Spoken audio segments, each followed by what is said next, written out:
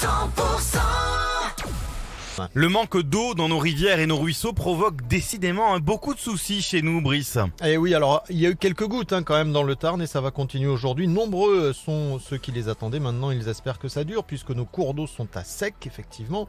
Une situation inédite qui perturbe le bien-être, voire la vie de la faune et de la flore aquatique. La truite, par exemple, va entrer dans sa période de reproduction et le manque d'eau est un véritable problème selon Fabrice Joubert.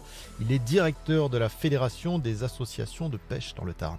Poisson qui est un petit migrateur va pas pouvoir venir ou revenir sur des zones les plus propices à la reproduction où il n'y aura pas suffisamment d'eau sur ces zones-là pour pouvoir établir une reproduction de qualité.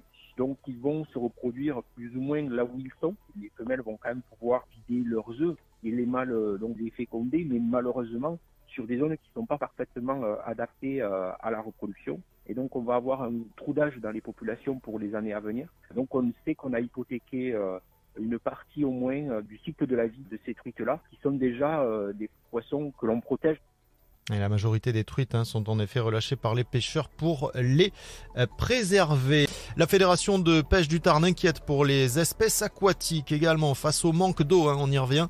Les ruisseaux et les rivières ont des niveaux historiquement bas par endroits. La baisse, voire l'absence de débit provoque un manque d'oxygène dans l'eau. Les poissons sont en souffrance. La pollution s'accumule également. Il est donc grand temps que la pluie revienne. C'est le cas aujourd'hui, on le verra tout à l'heure. Et pour une période prolongée, c'est ça qui serait bien, comme nous l'explique Fabrice Joubert, directeur de la Fédération et des associations agréées pour la pêche et la protection des milieux aquatiques du Tarn. Tout ce qui est petites particules fines, pollutions qui ont été amenées pendant la période sèche sur les milieux, donc les pollutions urbaines, les débris et déchets sur les routes, mais aussi les apports d'intrants par l'agriculture, tout ceci va se retrouver dans l'eau très vite et donc dans les cours d'eau très vite. Et si malheureusement on n'a pas une longue période de pluie, on va avoir un effet augmentation de la quantité de polluants dans l'eau. Donc nous, on attend plus une longue période de pluie qui ferait 3 semaines, un mois, plutôt que 2-3 jours de pluie et à nouveau du soleil. Et à noter que cette concentration de pollution aura des conséquences à moyen voire long terme sur les écosystèmes avec des pathologies ou des perturbations. En revanche, pas d'impact sur la santé humaine a priori.